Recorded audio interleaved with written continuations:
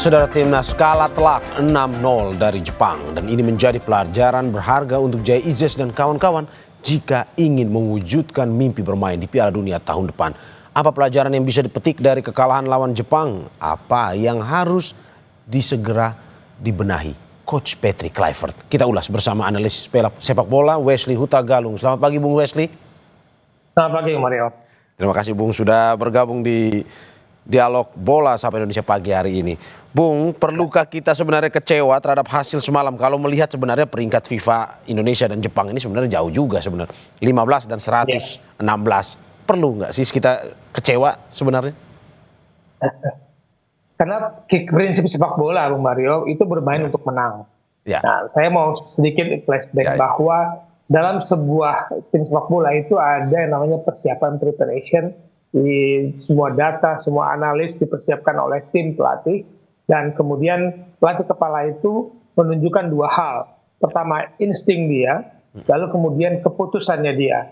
Insting dia mengatakan si A akan cocok untuk game plan seperti ini, si B akan cocok, si C saya cadangkan, saya serahkan karena nggak cocok seperti ini. Atau dia akan bermain, ini saya prepare buat persiapan next game, misalkan begitu. Lalu keputusan adalah dia memutuskan siapa pemain yang akan diturunkan, yang dianggap akan cocok untuk bermain sesuai dengan kebutuhan dan strategi. Sekali lagi bermain untuk menang ya, Mario, bukan bermain untuk imbang atau apalagi kalah. Dan keputusan pergantian pemain itu dua hal yang kemudian membedakan satu pelatih dengan pelatih lain, karena persiapan ilmu segala macam bisa dipelajari. Nah, kemarin waktu lawan China kita dikejutkan dengan formasi oleh Patrick Kluivert. Kemudian lawan Jepang kita diberi kejutan lagi, dan ternyata kejutan itu berbalik ke kita tanpa ada tembakan sama sekali. Ya, berarti Anda mau melihat, yang Anda mau katakan sebenarnya tadi malam ini superiornya Jepang atau salah strategi sebenarnya Indonesia? Nah, itu pertanyaan menarik, karena kalau kita tadi kan narasinya kita dekat dengan Piala Dunia, semakin dekat dengan Piala Dunia. Kalau mau main di Piala Dunia, lawannya begini, kualitasnya akan begini. Itu pun Jepang tampil dengan tim lapisnya. Ada dua pemain debutan, hanya ada dua pemain, Wataru Endo dan Daichi Kamada yang bermain starter juga di waktu lawan Indonesia ketika Jepang turun full tim. Mereka belum meraih tiket Piala Dunia. Mereka baru meraih ketika mengalahkan Bahrain di pekan ke-7. Nah, ketika menghadapi Indonesia, mereka merombak banyak pemain, dan kita diperlihatkan mau main Piala Dunia, begini caranya. Ini menjadi, tadi kata Patrick Kluivert, jadi pelajaran. Tapi bagi saya, antara pelajaran dan pertarungan itu adalah dua hal yang berbeda. Kita ke Jepang untuk bertarung, kita bukan untuk belajar. Oke, Bung Wesley, ini di Harian Kompas headline-nya, kualitas Indonesia masih di bawah tim Piala Dunia. Menurut Anda seperti itu? Ya, begitulah. Jepang sudah menjadi rutin pelanggan Piala Dunia sejak 1998. Tidak pernah lagi mereka bolos untuk tampil di putaran final. Kita baru semakin dekat, belum berhasil. Ketika dekat pun, euforia kita itu luar biasa. Jadi, apa ya, harapan, keinginan, haus kita untuk melihat prestasi itu tidak bisa dibendung. Padahal kita belum mencapai Piala Dunia, baru dekat. Masih ada babak berikutnya. Oke, menurut Anda kita tidak boleh ada ekspektasi yang terlalu berlebihan atau gimana sebenarnya? Ini usai melawan Jepang nih ya, tim-tim yang sudah punya konsistensi masuk Piala Dunia nih. Saya suka kata-kata itu. Karena ekspektasi berlebihan itu kadang menjadi beban juga buat pemain. Perhatian yang menurut saya terlalu berlebihan. Bahkan pemain tidak punya privasi, keluar hotel sedikit saja ketika mereka sedang pemusatan latihan, dikerubuni, dikejar terus, dan menjadikan konten oleh publik kita. Mereka tidak punya waktu relaksasi.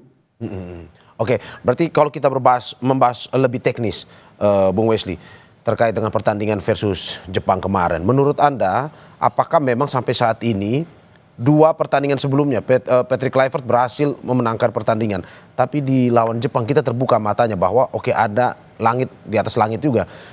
Apakah menurut Anda tadi malam itu kesalahan memang ada di taktiknya, atau memang ini perlu lagi Indonesia harus putar otak untuk membahas bahwa untuk masuk Piala Dunia, taktik yang sebenarnya dimainkan versus Bahrain dan Cina ini tidak cocok sebenarnya, ataupun pemain-pemain yang diturunkan ini harus dievaluasi lagi atau gimana? Ini yang saya suka dari Bung Mario, perumpamannya langit di atas langit. Bahwa memang euforia kita berlebihan, memang ekspektasi kita berlebihan, kita belum punya level untuk main di Piala Dunia kalau kita main seperti lawan Jepang. Oke? Lawan China, lawan Bahrain, kita meraih kemenangan 1-0, tapi kita masih terus mencari bentuk yang terbaik. Ini yang menjadi catatan bagi Patrick Kluivert. Kenapa? Dia baru menangani 3 pertandingan kan. Lawan Australia dia coba-coba, berhasil menyerang, menekan 10 menit, 15 menit, mulai keteteran, dan kita kebobolan 5 kali. Dan kita belum bisa bermain pressure seperti yang dia inginkan, gaya sepak bola, filosofi yang dia inginkan, untuk bermain 90 menit belum bisa. Kita main 10 menit saja, kemudian kita keteteran.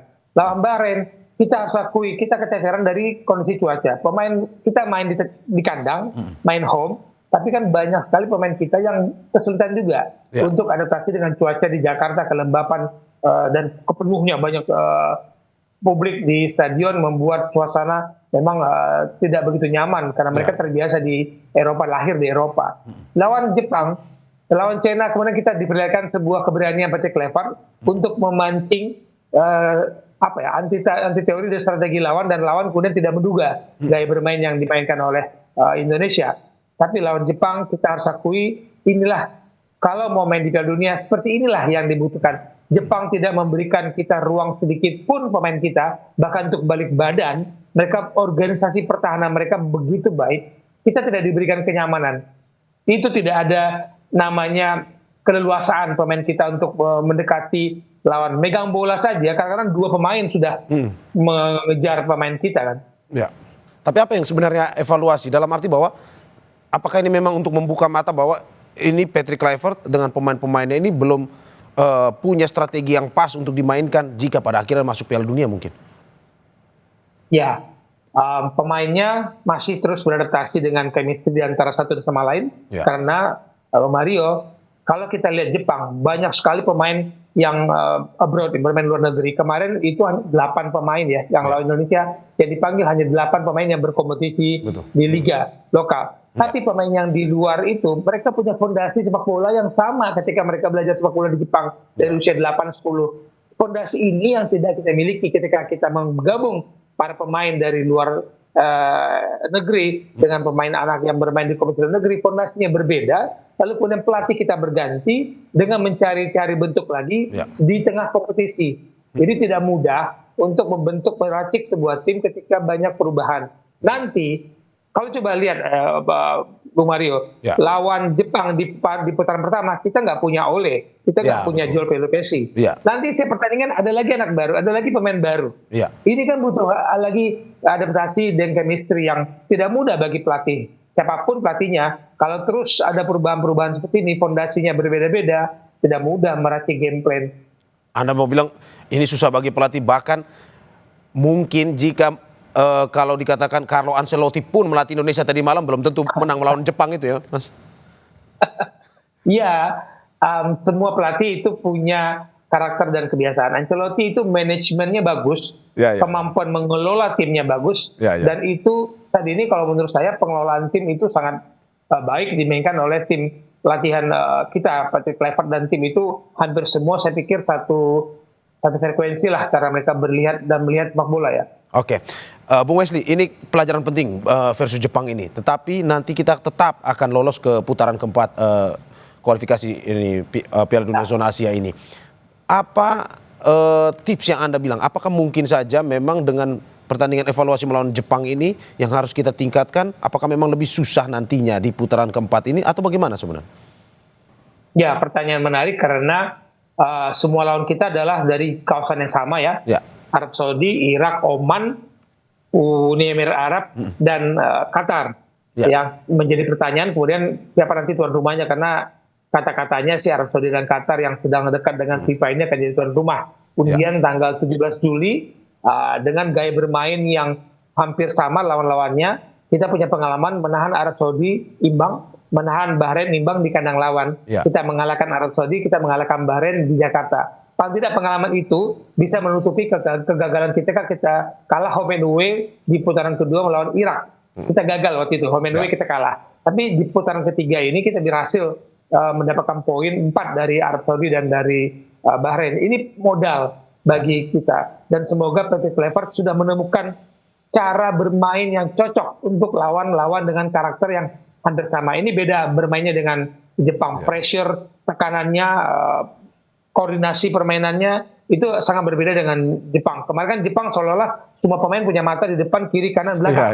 Mereka enak sekali mengalirkan bola. Iya. Bung Wesley, singkat aja. Berarti menurut Anda berapa persen Indonesia optimis bisa lolos di putaran keempat ini?